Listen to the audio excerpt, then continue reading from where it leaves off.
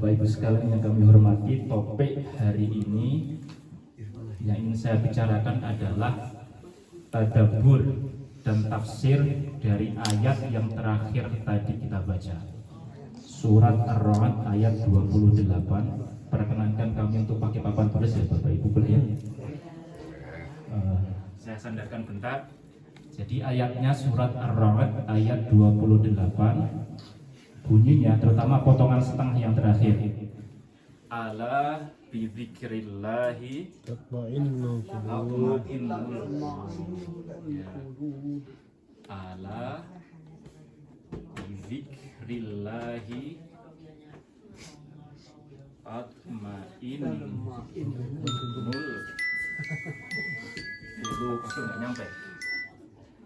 Ala bidzikrillahi tatma'innul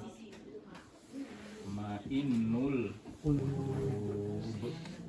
Ini menurut saya salah satu ayat yang layak untuk dijadikan hiasan dinding, dipasang di hiasan dinding. Biasanya kalau orang masang hiasan dinding, di samping mau menunjukkan pencapaiannya gitu, pasang foto keluarga, itu bisa juga dipasang dengan kaligrafi doa yang lebih baik gitu.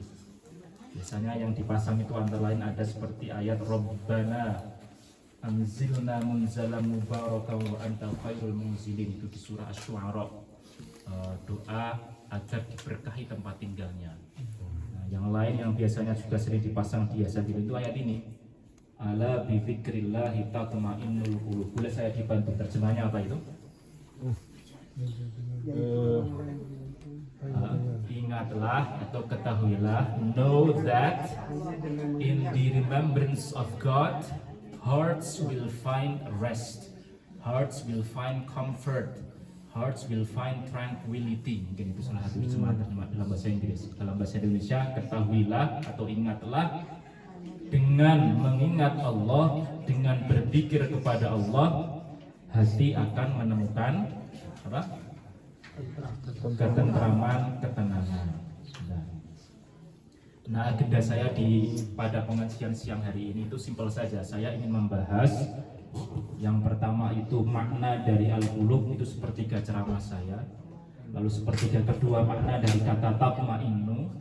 Lalu sepertiga ketiga makna dari bidzikrillah, entah nanti akan selesai dalam 15 menit atau 30 menit, kurang tahu nanti ya. Tapi saya mau, rencana saya simpel saja, saya membahas masing-masing dari ini sebagai bagian dari tadabbur kita, refleksi kita terhadap ayat yang satu potong ini saja. Nah, kita mulai dari kata al-qulub. Al-qulub itu artinya adalah hati. Itu bentuk jamak dari bentuk tunggalnya adalah al-qalbu. Al-qalbu. Sebenarnya kalau mau ditulis dalam bentuk Latin itu yang benar adalah pakai ki, qalbu. Cuman di dalam bahasa Indonesia itu, di dalam kamus besar bahasa Indonesia, dia ditulisnya dengan K, kalbu. Ada yang tahu tidak kalbu maknanya apa? Kalbu, bukan yang kolbu, tapi kalbu. Kalbu itu artinya anjing. Beda ya, beda jauh ya.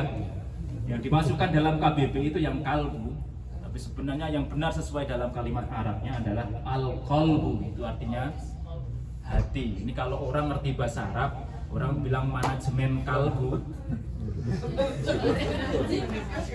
jadi cara pelatihan merawat anjing kan. Bagi orang yang ngerti bahasa Arab, hal yang sama itu juga berlaku. Ini saya bukan sekedar wawasan saja. Hal yang sama itu juga berlaku pada kata seperti al-aqlu. Al-aqlu kan pakai kof ya, akal kan, harusnya pakai kof, pakai ki, pakai ki. Tapi yang masuk dalam KBBI itu akal pakai k. Apa itu Mas? Akal itu artinya makan. Akal itu makan. Akal artinya makan. Orang kalau ngerti bahasa Arab dia kadang agak aneh dengan penyerapan kata dalam bahasa Indonesia. Nah, kolbu disebut kolbu. Ada yang tahu alasannya? Kenapa kolbu memakai kata kolbu? Mengapa disebut kolbu? Salah satu alasannya adalah karena kolbu itu satu akar kata dengan kolaba. Qalaba artinya berbolak-balik. Hati disebut qalb karena dia bolak-balik, kadang soleh, kadang maksiat, kadang sedih, kadang suka, kadang bahagia, kadang susah, kadang gembira, kadang senang. Karena bolak-balik moodnya itu mood swing ya, maka dia disebut qalb. Ada salah satu hukum non mati bertemu ba, apa itu namanya? Non mati bertemu ba, iklab kan? Iklab itu disebut iklab karena dia yang dari nun berubah, berbalik menjadi ba, melesak masuk kan? Iklab gitu. Ada doa yang berbunyi yang terkenal, mungkin Bapak Ibu sekalian pernah tahu, ya muqallibal qulubi tabbits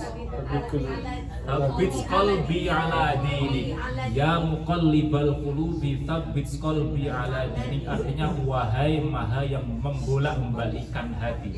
Itu pakai kata ya muqallibal qulub, lagi ada akar katanya qalaba, muqallibal qulub, wahai maha yang membolak-balikkan hati, tetapkanlah hatiku pada agama yang engkau ridhoi.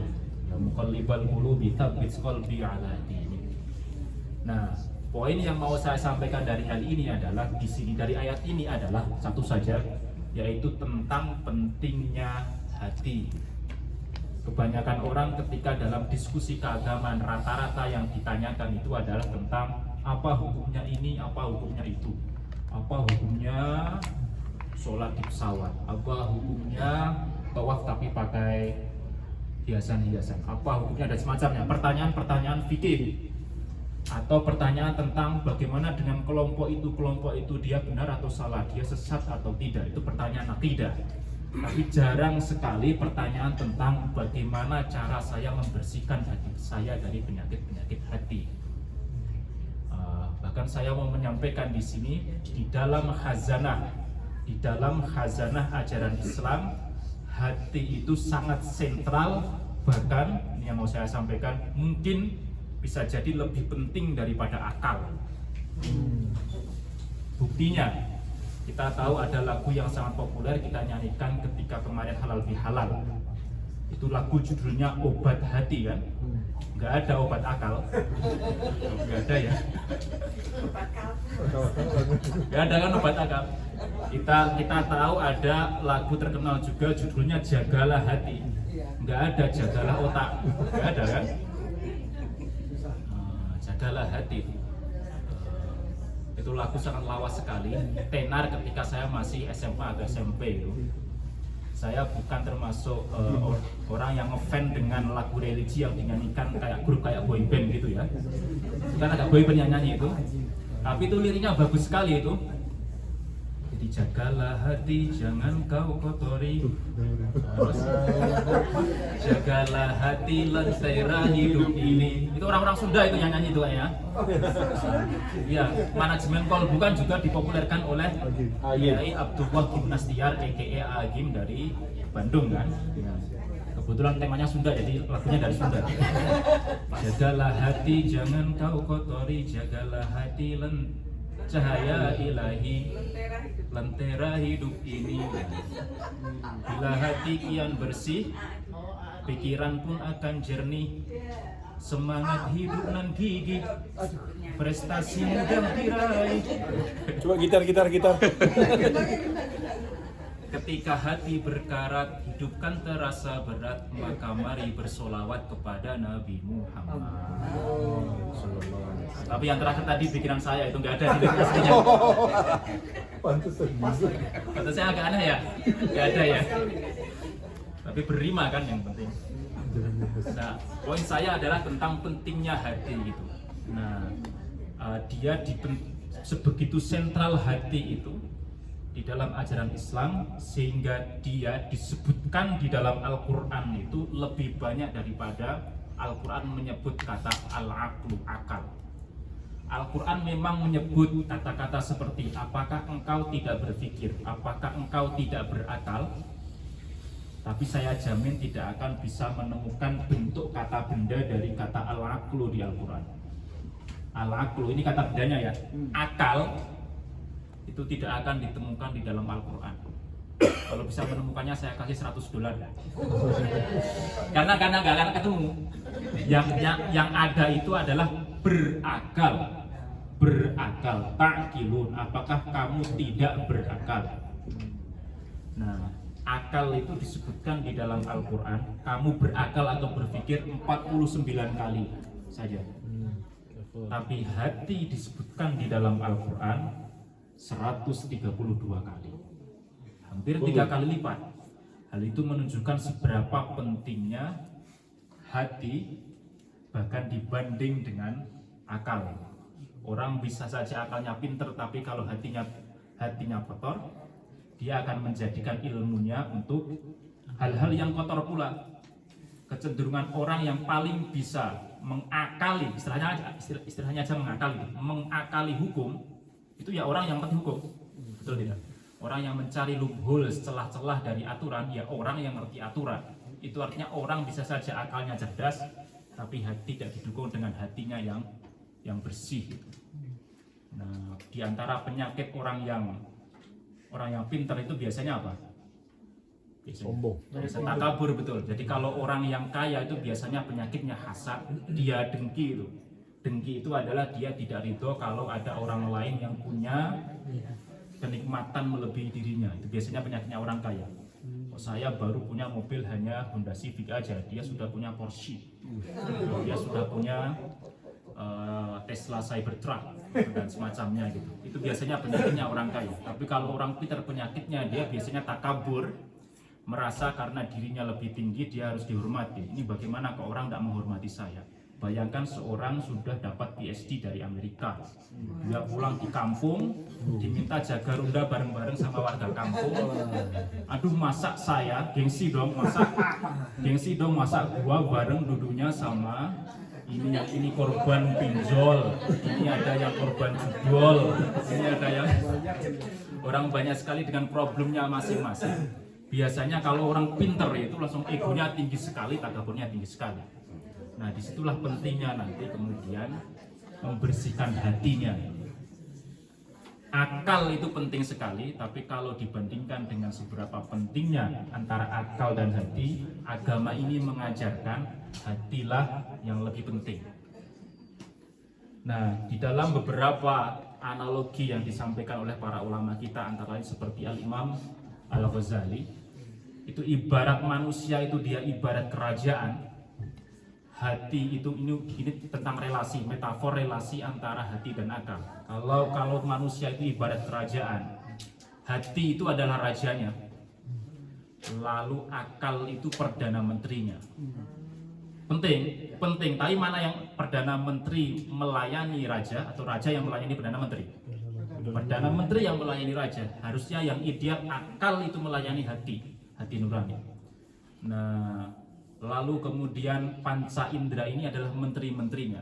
Jadi ada menteri penglihatan, menteri pendengaran, menteri penciuman, menteri peraba dan semacamnya yang memberikan informasi kepada akal, kepada perdana menteri. Perdana menteri yang baik menyaring mana informasi yang perlu masuk hati sama yang tidak. Nah,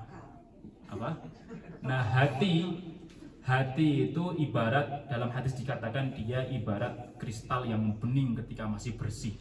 Begitu orang berdosa, maka titik hitam akan muncul di sana. Begitu orang punya rasa benci, rasa hasad, rasa takabur, riya, tamak, cinta dunia, dengki sama yang lainnya, tidak benci dan semacamnya, penyakit-penyakit hati itu, maka akan muncul noda-noda hitam di kristal itu. Semakin banyak hitam, semakin banyak noda hitamnya, hati yang bersih seperti kristal tadi menjadi makin hitam, semakin hitam dan terus ditambah, pada akhirnya nanti menjadi keras batu. Tsumma qasat qulubuhum, itu disebutnya dalam Al-Quran, keras batu. Ini yang disebut ketika apapun yang diajarkan nasihat keagamaan sudah dimasukkan, tidak akan bisa masuk lagi karena saking kerasnya hatinya. Nah, nantinya nanti tadi yang saya sampaikan dalam metafor tadi, informasi itulah yang akan diberikan perdana menteri kepada rajanya, kepada hatinya. Lalu nanti pada akhirat itu diperas itu isinya, sehingga apa saja yang mengucur dari kristalnya tadi itu akan dihisap. oh ini orang dulu ketika diperas isinya yang keluar adalah bahan-bahan hibahnya dulu. Oh ini orang dulu waktu hidup di dunia menjadi ketua majelis hibah misalnya. Itu akan kelihatan ketika hatinya diperas dan yang keluar adalah semacam itu. Nah, tadi metafor yang saya sampaikan, hubungan antara hati dan akal adalah hati itu rajanya, akal itu perdana menterinya, lalu panca indera itu menteri-menteri yang menyaring informasi untuk mana yang dimasukkan ke dalam hati, lalu nafsu syahwat dan nafsu amarah itu adalah jenderal militer dan polisinya. Jenderal militer dan polisinya. Nah, maksud saya dengan metafor ini itu mengingatkan pada salah satu ungkapan yang dulu pernah disampaikan oleh salah seorang selebriti yang agak terkenal mungkin sekitar tahun 2013-2014. Itu dia pernah menyampaikan ungkapan yang apa itu namanya? Dia menyebutkan satu frasa yang saya kira sangat relevan untuk dinukil di sini. Frasa itu adalah kudeta hati. Pernah dengar nggak? Halo. Nah, dulu itu ada selebriti itu yang dia banyak dicemooh orang itu karena dia suka mengungkapkan kata-kata yang melambung tinggi tapi nggak terlalu jelas maksudnya apa. Dia diwawancarai orang kenapa terjun di dunia musik, terus dia bilang ya ini menurut hati aku ini ya saya sudah 29 my age. Oh, Vicky siapa? Saya ini kan sedang mengalami kontroversi di hati aku, sehingga aku ingin mengangkat Vicky Termujo, ya. Betul. biar tidak disruptive flow gitu loh. Nah dia itu mengatakan aku ini terjun ke dunia musik karena ada kontroversi di hati aku, sehingga aku ingin mencapai konspirasi kemakmuran, sehingga perlu ada namanya harmonisasi ego untuk mencapai yang dinamakan dengan reboisasi, imigrasi, abrasi, dan transmigrasi. Kok bisa hafal itu? Ingat enggak momen kayak begitu? Lalu dia bikin band namanya Kudeta. Lalu dia punya entah pacar atau sudah pasangan sekarang itu, ditanya kenapa kok jatuh hati sama selebriti ini, dia jawab karena dia telah mengkudeta hati aku. Jawabannya maksudnya apa nggak jelas. Pokoknya momennya itu momen kudeta hati gitu. Nah itu kata-kata yang sering dicemooh tapi sebenarnya di sana ada isyarat mau menyindir sebagian orang yang suka memakai kata-kata tinggi, big words, tapi nggak terlalu jelas, nggak clear ini maksudnya orang ngomong apa gitu. Nah tapi kata kudeta hati itu Tuh profesor. Nah kata kudeta hati itu kata yang bagus untuk dibawa ke dalam metafor tentang hati tadi itu. Jadi metafor yang saya sampaikan tadi dari Imam Al-Ghazali, hati itu ibarat raja, perdana menterinya itu, akal itu perdana menterinya, lalu panca indera itu menteri-menterinya, menteri penglihatan, menteri pendengaran, menteri penciuman, peraba dan semacamnya, lalu nafsu syahwat dan nafsu amarah itu jenderal militer dan polisinya.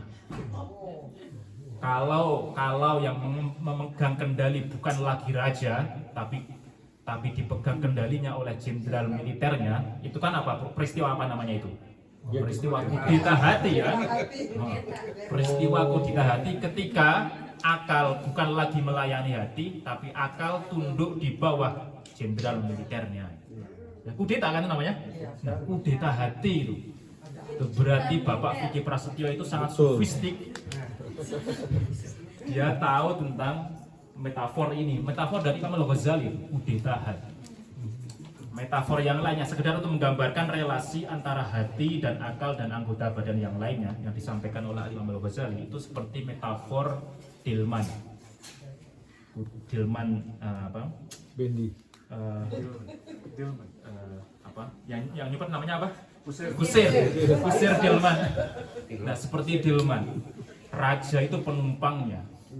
Hati itu penumpangnya. akal itu kusirnya.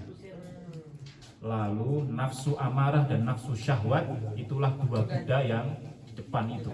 Semestinya yang ideal adalah si akal, si kusir, dia membawa si hati menuju kemana arah yang benar gitu, dan dia mengendalikan dua syahwatnya, kuda itu tadi, untuk tunduk kepada perintah hati melalui si akal. Betul tidak? Si akal yang jadi kusirnya.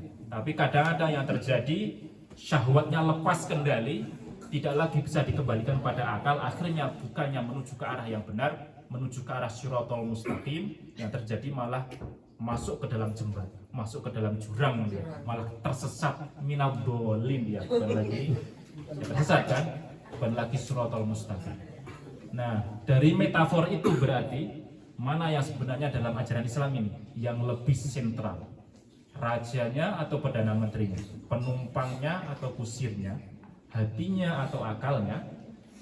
Sangat sentral di sini berarti adalah namanya hatinya.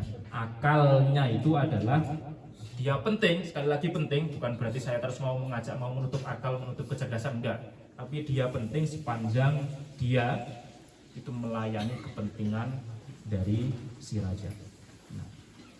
Itu poin pertama ya, tentang the importance of the heart. Saya move ke topik kedua.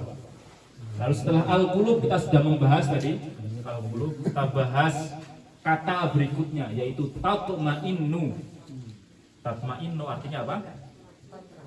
Hati yang tentram, hati yang tenang. Bahasa Inggrisnya itu comfort, rest and tranquility. Dan bukan hati yang bahagia, ya kan? Kalimatnya bukan mengatakan ingatlah dengan berpikir kepada Allah hatimu akan bahagia, enggak. Kalimatnya mengatakan ingatlah dengan berpikir kepada Allah hatimu akan tenang. Nah, ketentraman batin kadang-kadang dalam bahasa Inggrisnya disebut inner peace, betul? Inner peace. Nah, dua hal yang mau saya sampaikan terkait soal ini. Pertama, tatma'innu itu satu akar kata dengan dalam bahasa Arab tuma'ninah. Ini penuh dengan tulisan Arab ini, kelihatan estetik. Tuma'ninah. Kudeta hati. Kudeta hati. Itu kudeta hati itu sangat stick loh itu nanti kalimat itu. Nah, tatma'innu gimana Pak?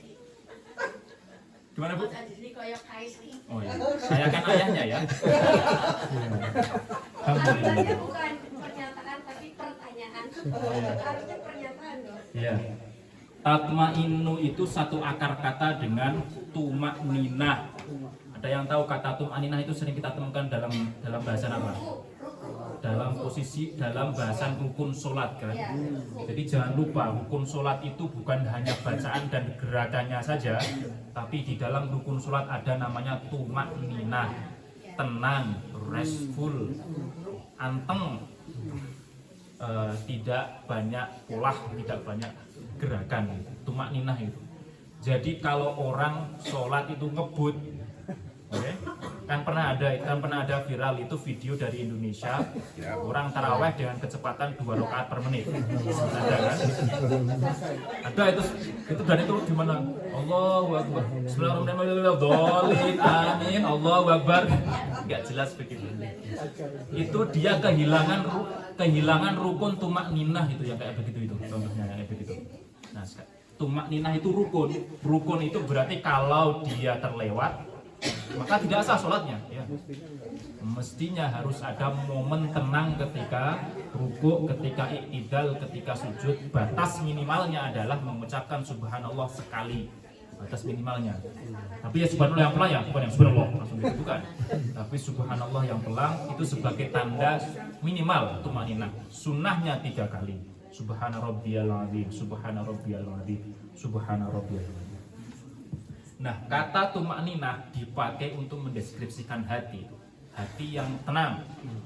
Tapi sekali lagi, bukan hati yang bahagia, bukan hati yang senang, bukan hati yang gembira. Apa rahasianya? Kenapa yang disebut tenang dan bukan bahagia atau senang? Apa rahasianya?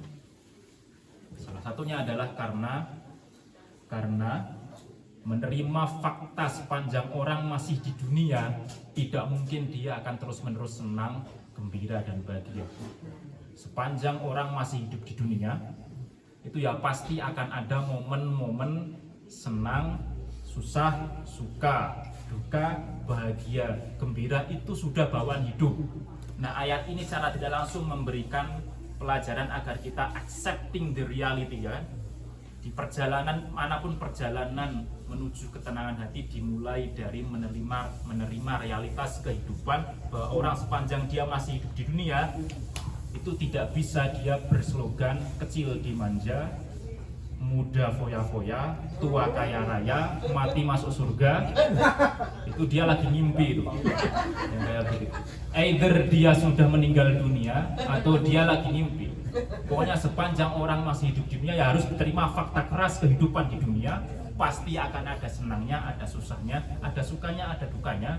Kadang mendapatkan rezeki maka bersyukur, kadang mendapatkan cobaan maka bersabar.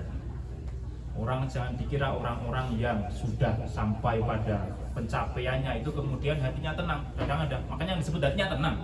Hati yang settled menerima apapun cobaan dan semacamnya tetap sama.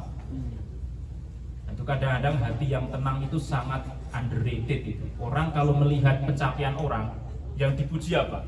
Wah, dia sudah dapat jabatan ini atau itu. Wah, dia keterima CPNS. Wah, dia sudah menjadi diplomat. Wah, dia sudah S3 sampai ke Arizona State University. Wah, dia sudah apalagi? Wah, dia sudah punya mobil, punya rumah dan semacamnya, KPR-nya lunas dan seterusnya. Itu kalau orang melihat orang lain, standar yang dipakai itu, tapi nggak pernah kita dengar, wah dia hatinya sudah tenang. Nggak ada. Tapi itu sangat underrated itu, maksudnya kurang begitu diapresiasi. Padahal kita tahu cukup banyak orang-orang yang sudah mendapatkan itu semua, tapi merasa hatinya nggak tenang, akhirnya meninggalkan itu. Kemewahan hidupnya, pencapaiannya, ketenarannya dia tinggalkan itu. Itulah fenomena yang banyak terjadi, terutama di Indonesia itu, di antara fenomena selebriti pada berhijrah kan. Bukan hijrah dari Amerika ke Indonesia, tapi hijrah dalam pengertian menjadi pribadi yang lebih baik. Itu cukup banyak itu. Kalau di Jogja itu yang saya kenal di antara yang mengawali fenomena artis hijrah itu ada Sakti Sheila on Seven. Kalau yang baik begini saya sebut nama ya. Sakti Sheila on Seven. Ada lagi itu yang berhijrah itu diikuti oleh Reza Peter Pan, ya kan? Terus ada juga Uki Peter Pan atau Noah sekarang itu.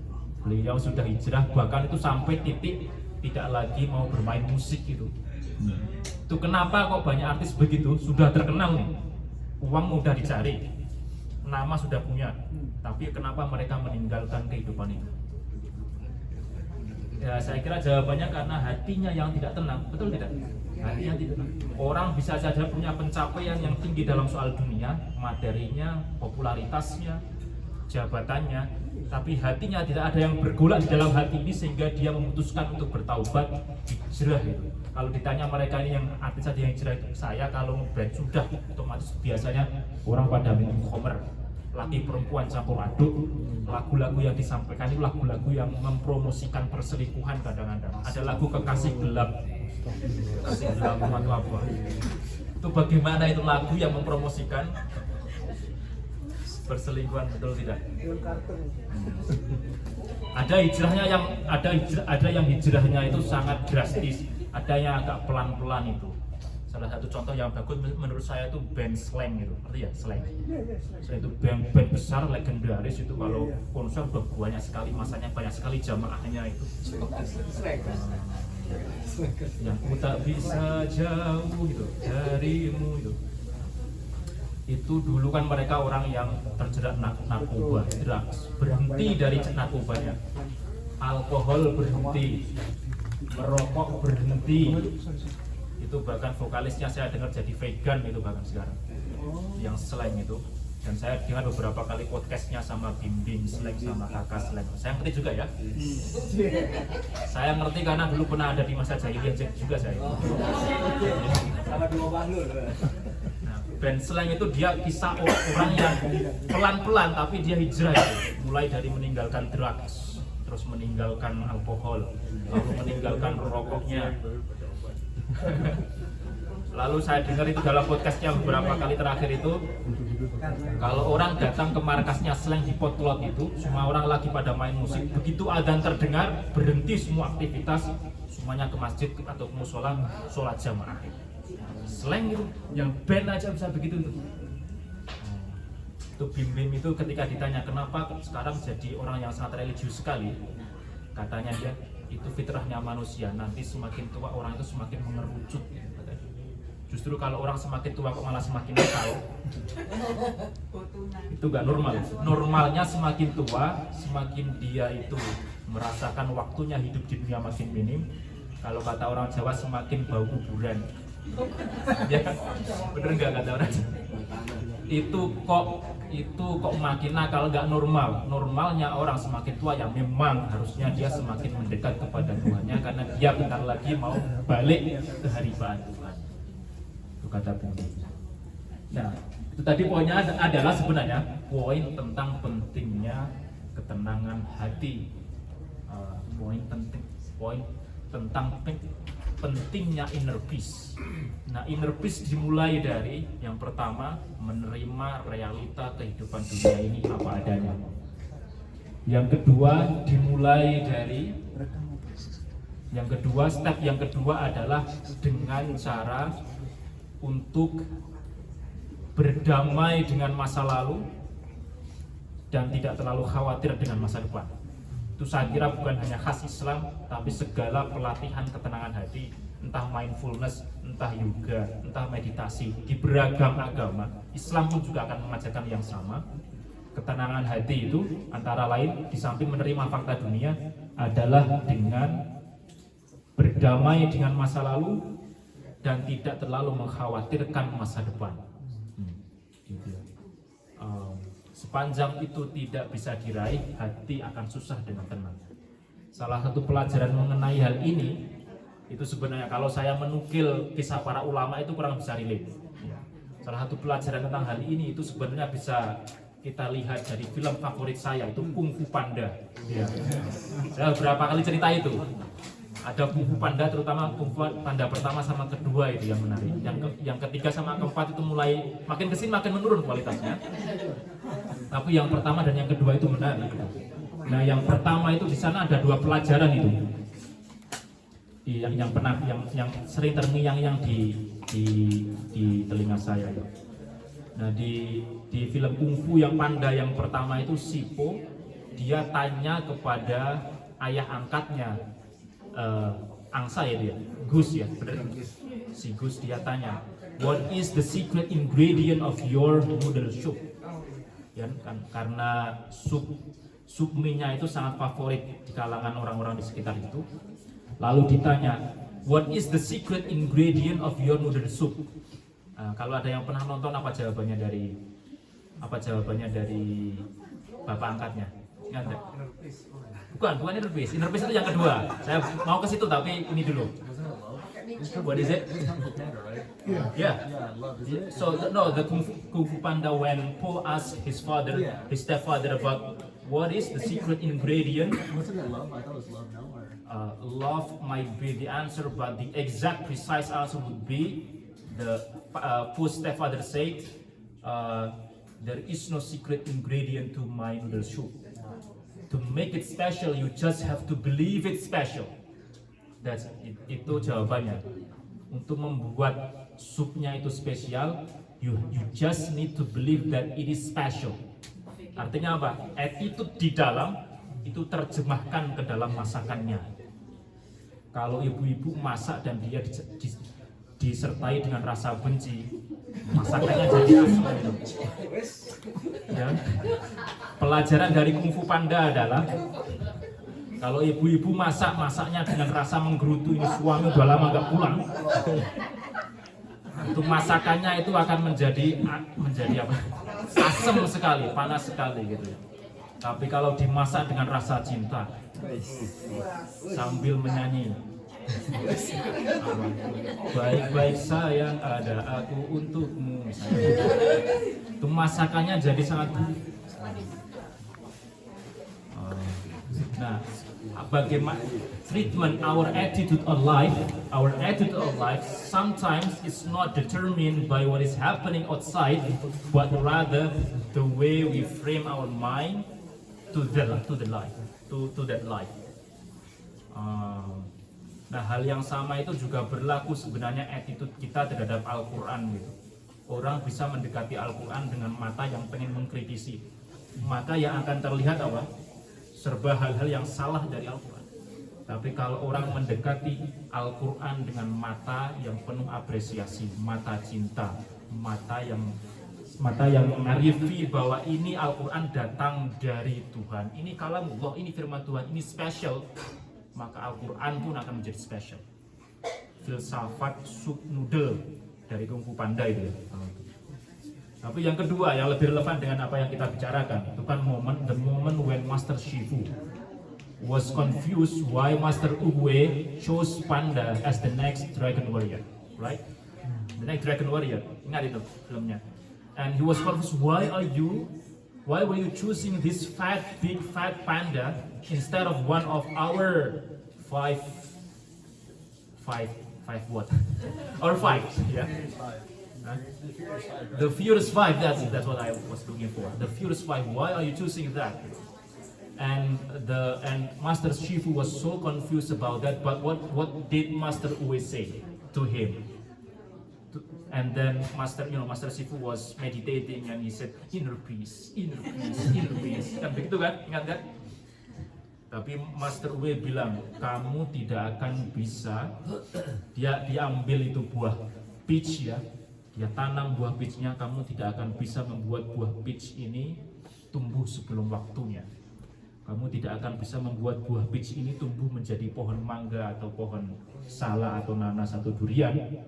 Dia hanya akan bisa menjadi tumbuh sebagai pohon peach pada waktunya. Kamu tidak bisa memaksakan realita di luar kehidupanmu yang di luar kontrolmu.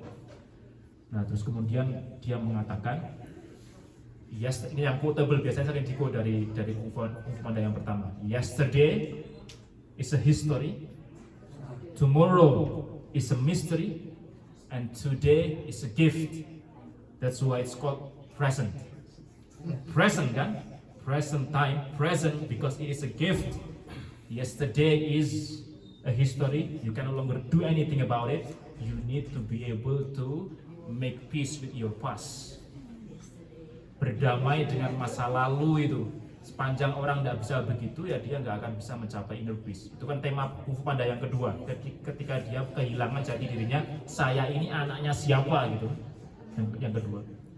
And the next one, tomorrow is a mystery. You may have some scenario in your head about what is going to happen, but these are all probabilities. These are not fact yet. The fact of the matter is that you have today, which is a gift, and that's why it's called present. Nah, inner peace dimulai dengan yang kedua, berdamai dengan masa lalu, tidak terlalu khawatir dengan masa depan, dan menikmati hari ini yang jelas-jelas diberikan oleh Allah Subhanahu wa Ta'ala sebagai hadiah jatah umur baru hari ini. Nah, apa yang akan terjadi di masa depan itu sifatnya segalanya probabilitas. Orang kalau terlalu khawatir itu apa yang terjadi biasanya? Di kepalanya ada skenario, bagaimana kalau begini, bagaimana kalau begitu, bagaimana kalau A, B, C. Itu skenarionya itu bertarung di kepala, padahal itu semuanya probabilitas dan belum terjadi. Orang terlalu sibuk dengan probabilitas kemungkinan yang belum tentu terjadi, tapi mengorbankan kebahagiaan untuk mensyukuri hari ini. Jangan lupa bersyukur hari ini dan tersenyumlah, itu kan kayak tagnya siapa gitu. Attitude-nya itu yang positif gitu maksudnya. Nah, itu inner peace tidak akan bisa tercapai dari hal yang semacam itu. Nah, dari yang semacam ini kemudian Al-Quran ini mengatakan ketenangan hati baru bisa diperoleh dengan berzikir kepada Allah. Sekarang saya move ke the third part. Bizikrillah. With the remembrance of God, do hearts find rest. Nah, bizikrillah, apa arti dari zikir kepada Allah? Kadang-kadang kemudian orang bertanya, saya sudah berzikir nih, Tapi kenapa kok hati saya nggak tenang? Seingat saya sudah banyak menyebut subhanallah berkali-kali, alhamdulillah berkali-kali. Tapi kenapa hati saya tidak tenang? Kira-kira kenapa? Karena zikirnya, mungkin salah satu jawabannya ya, itu karena zikirnya itu hanya di mulut saja. Sementara zikir itu adalah yang ideal gabungan antara mulut dan hati. Nah, kata zikir itu, the word zikr in Arabic it has two meanings. It can mean to mention. It can also mean to remember. Now someone can do zikr with his tongue, but that only incorporates just one meaning of it, which is to mention. He forgets to remember, right? Now the ideal one, zikir itu zikir with the tongue and zikir with the heart. You mention all those zikr, subhanallah, alhamdulillah, wa la ilaha illallah, dan seterusnya, and you remember God in your heart. That is the ideal way of doing zikir. Now that doesn't mean that you stop now or not doing the zikir. Itu lama-lama nanti akan melatih hati. Tapi poin saya di sini adalah kata zikir itu mencakup dua makna, menyebut sekaligus mengingat, to mention and to remember. Nah, bagaimana cara melakukan zikir? Di sini saya mau menyampaikan bahwa zikir itu tidak hanya terbatas pada kalimat-kalimat thayyibah itu. Kan yang sering yang asosiasinya kalau orang zikir itu berarti menyebut kalimat seperti subhanallah, walhamdulillah, wala ilaha illallah, wallahu akbar, wala haula wala quwata illa billahil aliyil azim. Itu yang komplit, itu pernah dijadikan menjadi lagu oleh Ustaz almarhum Ustaz Uje itu, Ustaz Jeffrey Al-Bukhari.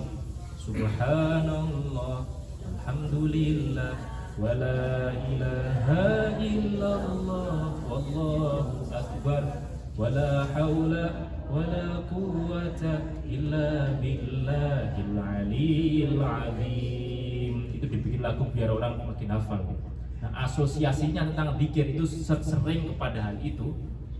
Tapi di pengajian ini saya mau menyampaikan bahwa zikir itu tidak terbatas pada penyebutan kalimat thayyibah. Segala ibadah kita, mau mulai dari ibadah yang wajib sekalipun, semuanya terhitung zikir. Al-Quran mengatakan wa aqimis sholata li dzikri, dirikanlah sholat untuk mengingatku. Establish the prayer to remember me, meaning sholat itself, sholat 5 times a day itself is a type of remembrance, it is a type of zikir. Nah, Rasulullah Shallallahu Alaihi Wasallam di dalam satu hadis mengatakan dalam Sahih Bukhari, ma taqarraba ilayya 'abdi ahabba bima aftaratuhu alaihi. Aku menyukai kalau hambaku mendekatiku dengan amal-amal yang wajib terlebih dahulu. Baru kemudian ketika dia menjalankan amal-amal ibadah yang sunnah, maka aku mencintainya. Itu kalimatnya. Hadis wali ada di Sahih Bukhari. Yang pesan utamanya adalah dari segala cara orang mendekatkan diri kepada Allah, menyembah Allah, tetap yang paling utama adalah yang wajib dulu. Saya menyampaikan ini berkali-kali di momen pengajian ini. Sholat itu adalah baseline bagi seorang muslim. Jangan tinggalkan sholat yang 5 waktu itu baseline sebelum yang lain-lain gitu. Itu salah satu bentuk zikir. Dan jangan sampai yang wajib malah kalah daripada yang sunnah, karena yang sunnah itu setelah yang wajibnya selesai. Jangan sampai misalnya orang karena dia punya hajat yang banyak, terus kemudian sholat tahajud yang lama, panjang. Setelah sholat tahajud dia ketiduran bablas, gak sholat subuh misalnya, ya kan? Itu berarti sholat sunnahnya mengalahkan yang wajib. Tetap lebih utama sholat subuh daripada sholat tahajud, karena sholat subuh wajib, tahajud itu sunnah. Orang rajin puasa sunnah, puasa Senin Kamis, puasa Ayyamul Bid, puasa Daud mungkin, itu sunnah ya. Kadang-kadang kualitasnya lebih baik daripada puasa Ramadan, padahal puasa Ramadan wajib. Kalau puasa Ramadan dari pagi sampai siang tidur terus, tapi puasa sunnahnya malah rajin, kualitasnya malah bagus. Ini kan keliru prioritas ya. Kalau mengikuti hadis tadi, tetap yang paling utama adalah yang fardu, yang wajib. Orang suka sedekah. Sedekah itu sunnah. Tapi karena dia tidak pernah belajar fikih zakat, malah terlupa tidak membayar zakat. Dan zakat bukan yang saya jelaskan di pengajian terakhir, bukan hanya zakat fitrah, tapi itu juga zakat mal. Itu artinya orang yang mengutamakan ibadah sunnah, tapi malah kalah dengan yang wajibnya, itu malah menjadi terbengkalai karena terlalu obsesi dengan ibadah yang sunnah. Nah, setelah yang wajib sudah dilaksanakan, baru kemudian bisa pindah ke ibadah-ibadah yang sunnah. Bentuk zikir yang paling utama setelah ibadah wajib adalah membaca Al-Quran dengan mentadabburinya. Poin pertama dari obat hati, baca Quran dan maknanya. Baru setelah itu bisa move ke beragam bentuk zikir, subhanallah walhamdulillah wala ilaha illallah wal akbar, dan seterusnya. Dari segala yang ada di list zikir itu tadi, la ilaha illallah adalah yang paling utama. Tiada Tuhan selain Allah. Nah, itu semuanya dipakai sebagai medium kita untuk banyak mengingat Allah Subhanahu wa taala demi ketenangan hati. Semuanya itu dicapai dalam rangka agar orang bisa mensyukuri hari ini, berdamai dengan masa lalu, dan tidak terlalu mengkhawatirkan masa depan. Analogi yang sering disampaikan Ustadz saya dulu, agar orang hatinya tenang gitu ya dalam menghadapi hidup ini, agar dia menanamkan sikap tawakal atau percaya penuh kepada Allah. Itu analoginya seperti ketika kita naik pesawat terbang. Naik pesawat terbang itu apa yang terjadi biasanya? Apakah orang kemudian, waduh nanti kalau pesawatnya nabrak awan bagaimana ya? Kalau nabrak bintang atau bulan gimana? Kalau tiba-tiba tersungkur jatuh ke laut gimana? Apakah pada begitu ketika naik pilot?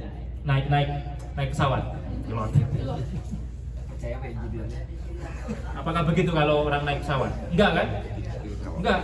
Mengapa orang ketika naik pesawat dia enggak khawatir kalau pesawatnya nanti meskipun ada turbulensi akan jatuh tersungkur ke laut? Why is it that when people in the airplanes, most of them, well maybe virtually all of them, will not be worried if the plane would crash or will go down to the sea or etc. Why? Mengapa tidak khawatir? Why aren't they worried? Because they trust the pilot, right? Karena mereka percaya kepada pilot. Pesawatnya juga. Pesawatnya juga percaya dengan pilot, percaya dengan pesawatnya juga. Tapi tetap utama pilot kan ya. Kalau nggak ada pilotnya nggak terbang kan? Atau kecuali nanti ada model kayak Waymo terbang sendiri gitu. Harus engineer-nya harus seperti itu. Tapi dia put a trust to it. Nah, analoginya adalah sebagaimana pesawat ada pilotnya, alam semesta pun ada pilotnya. Kehidupan kita pun ada pilotnya. Why don't we translate that attitude of trusting the pilot during the airplane? Now we move that attitude of trusting the pilot of this universe. Yeah. Alhamdulillahi Rabbil Alamin. That the meaning of that verse is that all praise be to Allah, the Lord of this universe. Maybe we can also translate that as the pilot of this universe.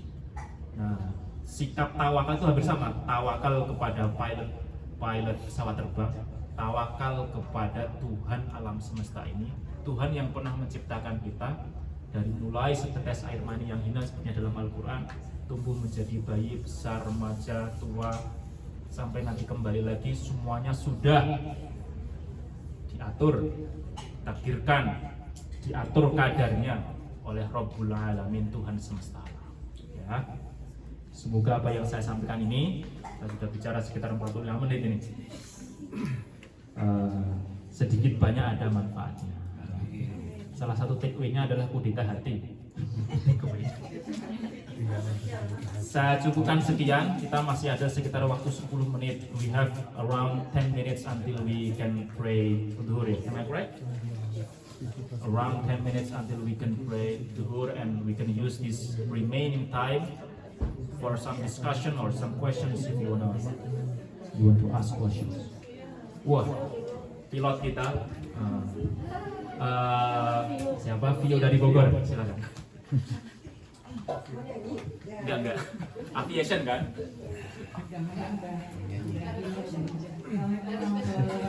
Waalaikumsalam. Terima kasih Mas Aziz ceramahnya. Perkenalkan aku Vio dari Bogor. Ada dua pertanyaan sih Mas. Kebetulan yang tentang ketenangan hati ini pas banget. Kemarin aku baru nonton podcast Dokter Dia, Dokter Firta dan dari Jadika. Saya ngomongin tentang sebenarnya kita tuh kalau kita ngomongin kematian, probability itu 100% justru. Yeah. Kita hidup tuh yang 0% gitu. Nah itu tuh kayak itu hit me banget gitu Mas. Jadi langsung kayak overthinking. Wah, besok tuh masih hidup nggak ya atau berapa detik masih hidup nggak ya? Kayak langsung overthinking gitu, terus jadinya malah dalam beraktivitas dan berkegiatan tuh beneran jadi bukan justru mindful tapi jadi overthinking. Yang pelan-pelan tuh benar atau enggak ya gitu, terus tadi tuh berbuat dosa atau enggak. Tapi beberapa hari berikutnya kan kalau udah selesai, berapa momen berikutnya hilang tuh gitu. Nah itu tuh kadang muncul di beberapa momen kalau emang lagi ada personal experience gitu kan, kayak takut banget gitu, disadarkan takut banget mau mati gitu. Mungkin nyambung sama tadi case pesawat gitu. Dan juga kalau dalam pesawat kan pas ada turbulence kebangun terus langsung zikir.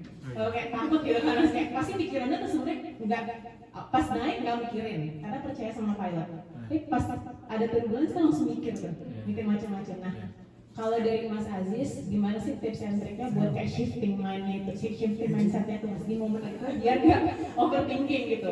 Jadi kayak kekhawatiran itu dibikin bukan overthinking karena jadinya ngaruh ke macam-macam gitu pikirannya. Itu yang pertama. Nah kedua itu baru pertama itu tadi. Kalau kan Mas Aziz punya pengalaman mungkin bisa memberikan kepadaku yang banyak dosanya ini gitu gimana ya. Nah mungkin kedua itu nyambungnya tapi lebih ke gimana kita memupuk rasa iman gitu sih Mas, kan naik turunnya iman manusia itu. Nah ada momen di mana kita beribadah yang wajib kalau aku sendiri itu ya udah sekedar menjalankan gitu. Ada momen di mana mindsetnya adalah takut sama Allah atau takut meninggal, takut neraka gitu. Tapi ada momen di mana sangat cinta sama Allah gitu, mensyukuri apa yang Allah berikan. Itu gimana kalau lagi naik turun gitu dan biar approach kita tuh tetap ke arah kita cinta sama Allah gitu. Nggak semata-mata takut sama neraka gitu.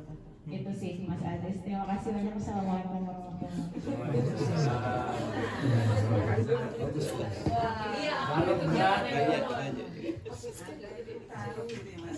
Gimana saya jawabnya ya, berat sekali itu. Memang banyak bahas fikih aja ya. Kalau pertanyaan fikih saya bisa jawab gitu. Ini pertanyaan yang berat, saya tidak bisa memberikan jawaban 100% yang memuaskan. Sharing saja. Mungkin malah di antara bapak ibu yang lebih sepuh dan sudah banyak makan asam garam kehidupan, itu bisa lebih memberikan petuah di sini tentang bagaimana baiknya menghandle turbulensi dalam kehidupan. Pertanyaan Vio tadi kalau saya boleh ringkaskan itu yang pertama adalah bagaimana menjaga perasaan tawakal bahkan ketika terjadi momen turbulensi pesawat atau turbulensi dalam kehidupan. Kalau pas naik itu dia percaya tawakal karena hidup feels easy, I do tawakal, that's easy to say. But when life gets hard, ketika turbulensi dalam kehidupan terjadi, bagaimana menjaga tawakal itu kan seperti apa? Saya diminta untuk memberikan coping mechanism mungkin ketika orang lagi stres, betul tidak? Kurang lebih. Wah, ada tumpukan masalah ini, entah masalah karirnya, entah masalah studinya, entah masalah asmaranya, entah masalah finansialnya dan seterusnya. Itu bagaimana menanggulinya, saya tidak punya tips tertentu. Ini kan menurut saya ini ilmu basah ini. Ilmu basah itu ilmu yang tidak bisa dicari jawabannya dari buku-buku, tapi langsung dirasakan langsung. Kata orang Jawa itu ilmu ada dua, ilmu kering sama ilmu basah. Ilmu kering itu ilmu dari buku, ilmu basah itu ilmu langsung dari pengalaman. Saya pengantar dulu ya. Sama seperti orang diminta mendeskripsikan manisnya jeruk, manisnya mangga, manisnya semangka, manisnya nangka dan semacamnya. Orang cuma bisa bilang manis, betul. Tapi untuk betul-betul bisa ngerti manisnya mangga sama manisnya semangka sama manisnya jeruk itu beda, ya harus merasakan. Orang kalau masih jomblo, masih belum punya pasangan, jadi ustadz diminta ditanyai tentang bagaimana kiat-kiat membangun rumah tangga yang rukun. Dia belum pernah merasakan. Dia tahu teorinya, tapi karena dia sendiri belum pernah, Allah kamu belum pernah punya istri ya, nggak tahu kan beratnya punya istri. Itu tadi jawabannya bilang begitu. Ini orang dia memberikan jawaban hanya dari ilmu kering gitu. Dia belum pernah merasakan basahnya terjun langsung dalam dunia pernikahan. Nah, hal yang sama berlaku dua soal tadi. Pengalaman saya kayaknya masih agak minim untuk bisa memberikan share tentang bagaimana cara menghadapi momen-momen stres dalam kehidupan. Jadi saya mengundang Bapak Ibu yang lebih berpengalaman di sini untuk menyampaikannya. Satu yang mungkin saya sampaikan itu yang selain soal zikir ya. Tapi biar zikir itu lebih kena di hati kan kita perlu ngerti maknanya ya.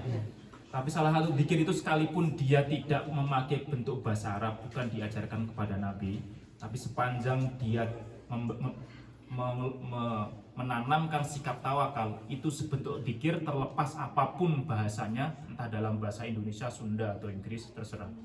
Salah satu apa nyebutnya, slogan, ungkapan yang diulang-ulang gitu, wiridan yang bisa diulang-ulang ketika momen begitu itu adalah yang disampaikan oleh Rancho Das Jamal Das Cancat dalam film Three Idiots.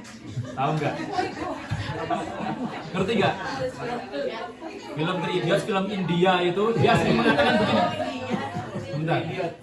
Nah, maksud saya poinnya adalah dia itu kata yang sering dia katakan kepada dirinya sendiri. Dia bilang apa? Dia ingat filmnya. All is well. Right. 100 buat Mas Ridwan. Dia mengatakan all is well, all is well, all is well. Itu lihat filmnya itu kan ada momen-momen ketika semua masalah kayak apa tumpuk undung gitu, kayak bertubi-tubi gitu. Lalu dia selalu bilang kepada dirinya, all is well bon, all is well bon. Katakan all is well, all is well. Segalanya akan berjalan dengan baik. Itu yang dibangun positif itu. All is well, everything is under control. Kamu itu punya Tuhan yang akan mengurusi. All is well. Jadi itu membantu untuk menghilangkan skenario-skenario yang negatif di pikiran kita. Orang ketika overthinking itu yang terjadi apa? Dia memikirkan skenario negatif kan? Bagaimana kalau begini, kalau begini, kalau begini. Kalau orang bisa memikirkan skenario yang negatif, kenapa tidak dialihkan saya juga berpikir tentang skenario yang positif? Overthinking yang positif. Saya ini kan mau lulus nih, mau meninggalkan Arizona nih. Dadah. Saya kan mau meninggalkan Arizona ini. Habis ini saya mau jadi apa nggak tahu saya.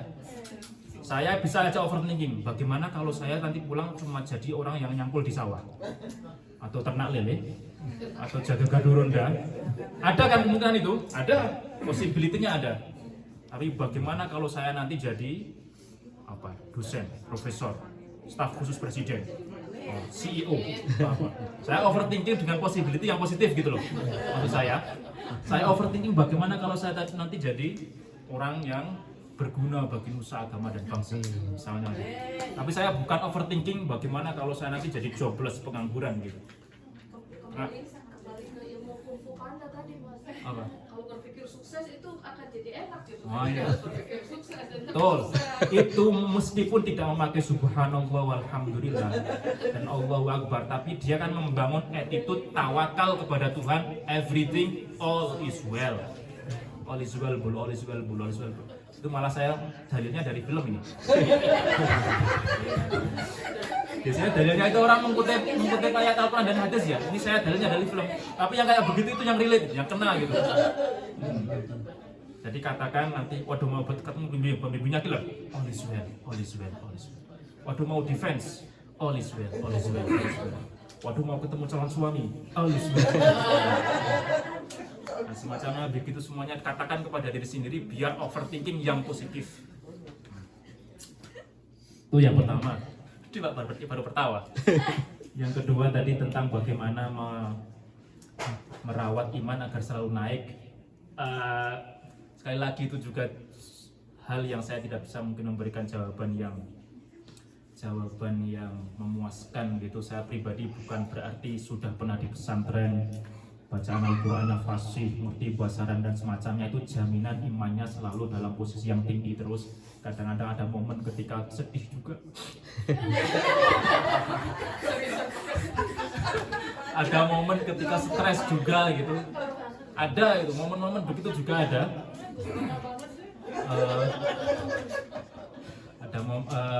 Bagaimana menjaga agar iman selalu istiqomah, selalu di tingkat yang tinggi. Ada cara yang susah, ada cara yang mudah gitu. Kalau teorinya cara yang susah, orang agar bisa memiliki keyakinan yang mantap, dia harus punya argumen rasional kenapa saya percaya tiada Tuhan selain Allah dan Muhammad adalah Rasulullah. Itu yang jalan sulit, itu jalan yang susah. Kenapa saya beriman, menyatakan syahadat, apa alasannya, apa argumennya, kenapa saya percaya bahwa Al-Quran adalah kalamullah. Kalau orang punya argumen yang kuat, itu niscaya imannya juga kuat biasanya. Tapi mayoritas muslim nggak begitu. Mayoritas orang yang beriman nggak begitu. Cara yang mudah, ini sekali lagi bukan jawaban yang mungkin 100% memuaskan, ya, adalah dengan menempatkan diri pembuat yang ketiga, apa? Wong kang soleh kumpulono, orang yang saleh pergaulilah. Menempatkan diri dalam lingkungan yang semuanya nurturing your faith to become istiqomah. Itu cara yang paling mudah itu. Kalau kita menempatkan diri dalam lingkungan orang-orang yang itu rata-rata they don't care about iman, biasanya kita akan terbawa. Kalau orang pengen wangi, ya bergaulah dengan penjual minyak wangi. Kalau orang pengen, ya pokoknya intinya pergaulan itu.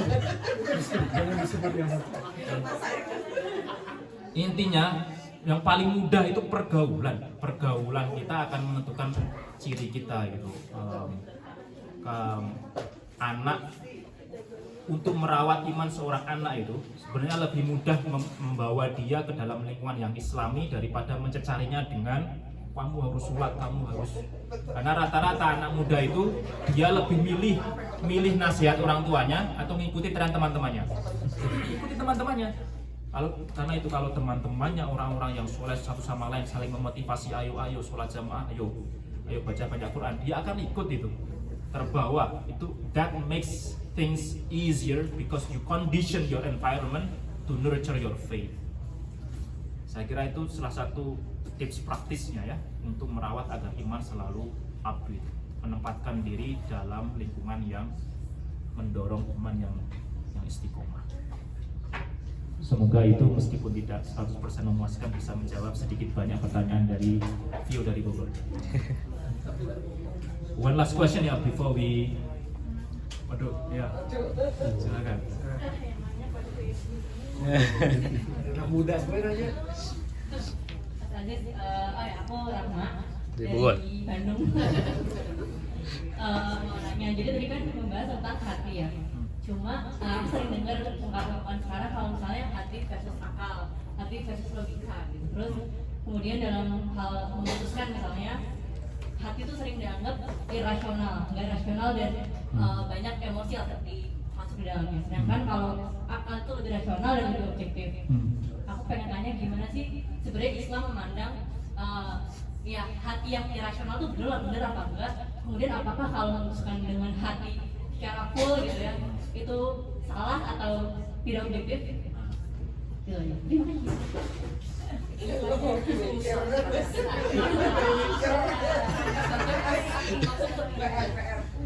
Nggak salah di topik kan?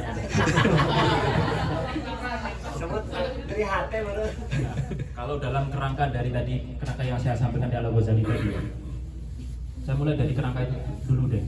Jadi akal itu dia sifatnya, dia bukan tujuan, dia melayani hati nurani yang bersih. Jadi kalau saya bayangkan, ini ada pendulum nih, di tengah-tengah ini ada akal, dia pendulumnya. Lalu di sisi yang satu punya hati nurani, berarti bersih. Hati nurani, by the way, disebut nurani itu karena berasal dari kata nur, cahaya ilahi ketika masih bersih, belum dinodai oleh dosa-dosa belum dinodai dengan gosip-gosip dan rumpi-rumpi dan riba dan semacamnya. Di sisi yang lain itu ada nafsu. Akal itu cara dia memutuskan pada akhirnya adalah ini demi kepentingan hati atau kepentingan nafsu. Ada nggak akal dia berpikir untuk dirinya sendiri. Orang rasional itu apa sih? Rasional berdasarkan logika, pertimbangan baik dan buruk. Tapi pada akhirnya adalah ini keputusan yang mau saya bikin bermanfaat untuk kebaikan hati saya atau malah atau dia melayani nafsu saya. Betul atau tidak? Saya ulang lagi ya. Ketika akal dia dihadapkan pada suatu hal, pada suatu keputusan, dia bisa berpikir dengan hukum logika itu, makanya disebut rasional. Tapi pada akhirnya logikanya kan juga hanya alat untuk menghasilkan keputusan yang keputusannya kemungkinan hanya dua. Dia mau bermanfaat kepada hati atau dia melayani nafsu. Am I correct? Coba dipikir lagi. Boleh nggak tambahin? Boleh. Silakan. Kalau saya lihatnya jadi benar, akal itu ya tool. Jadi jangan dijadikan itu sebagai yang utama. Tapi akal itu adalah jadi untuk alat untuk atau tool untuk mempermudah hidup kita baik di dunia maupun di akhirat. Gitu. Jadi jangan itu dijadikan yang utama.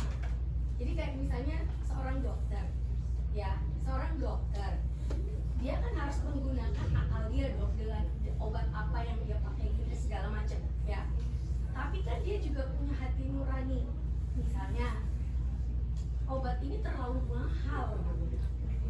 Apa nih yang bisa saya lakukan? Apakah saya tetap akan orang ini tapi perlu obat ini?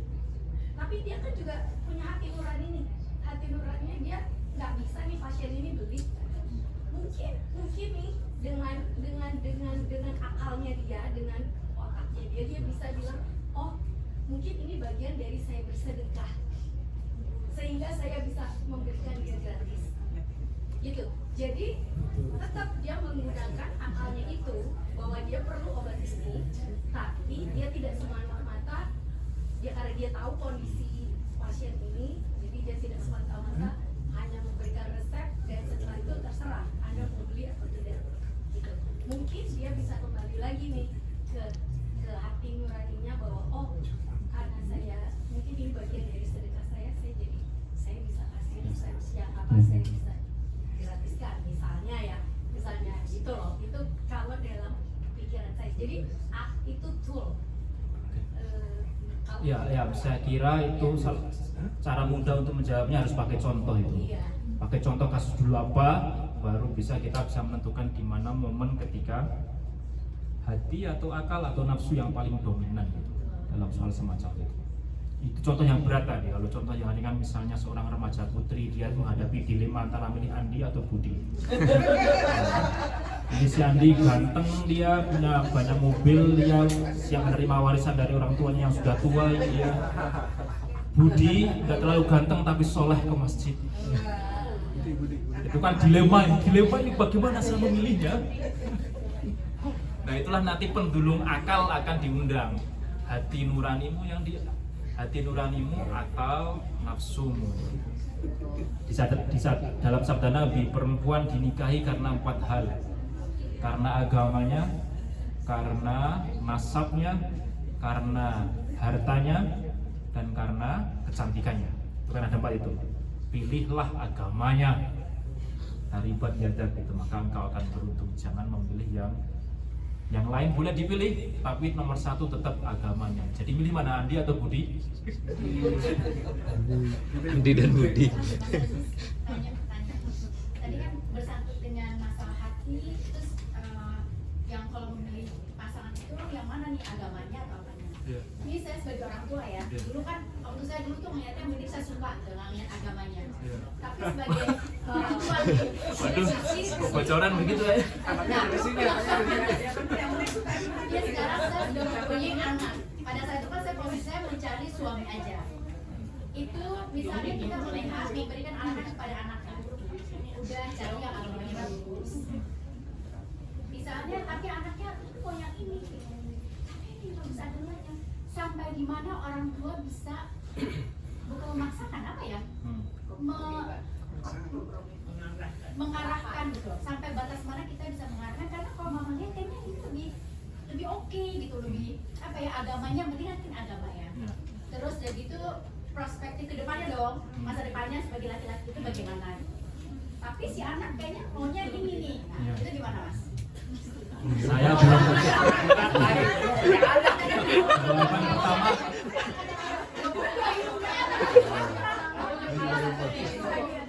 tapi secara Islam secara ya tadi bukan hukum basar apa tadi hukum Kering. ya ilmu kering. secara agama Pertama, Kaiski masih 3 tahun. Saya belum menghadapi dilema kayak begitu. Tapi kayaknya anaknya kalem manut orang tua semoga. Yang kita tahu dari segi fikih adalah pada akhirnya satu perkecualian dalam beberapa madhab tertentu itu untuk anak perempuan yang belum balik itu yang dia bisa memaksakan namanya wali ijbar dalam fikih. Tapi kalau dia sudah balik, apalagi usianya sudah di atas 20, kita pandang dia dewasa itu berarti setiap pilihan ada risikonya, kamu milih ini berarti siap menanggung risikonya. Kami sebagai orang tua hanya bisa memberikan nasihat yang terbaik ini untuk kehidupanmu mendatang. Kamu belum pernah merasakan kehidupan rumah tangga, orang tuamu sudah tahu lika-liku rumah tangga, susah senangnya rumah tangga, tapi pada akhirnya hanya berhenti sebagai nasihat saja, kan nggak mungkin memaksanya sampai level apa dibawa ke polisi atau apa, nggak mungkin. Nah, itu saja jawabannya, nggak ada yang lain. secara Islam seperti itu pandangannya Ya itu fikihnya saja, tapi tentu saja di sana itu akan berlaku apa the art of persuasion gitu, seni bagaimana bisa membujuk anak gitu. Nah di sanalah yang cukup rumit dan itu perlu pengalaman, perlu ilmu basah untuk bisa sampai ke sana itu. Tidak mudah. Harus soft approach. Ya ini terutama untuk orang tua yang lainnya yang sudah punya pengalaman menikahkan anaknya bisa share kalau. Nah, mungkin terakhir ya kita sudah masuk waktu zuhur. Ya. Sudah? Kalau sudah tidak ada pertanyaan lagi, mari kita tutup dengan doa dan setelah ini kita sholat zuhur berjamaah.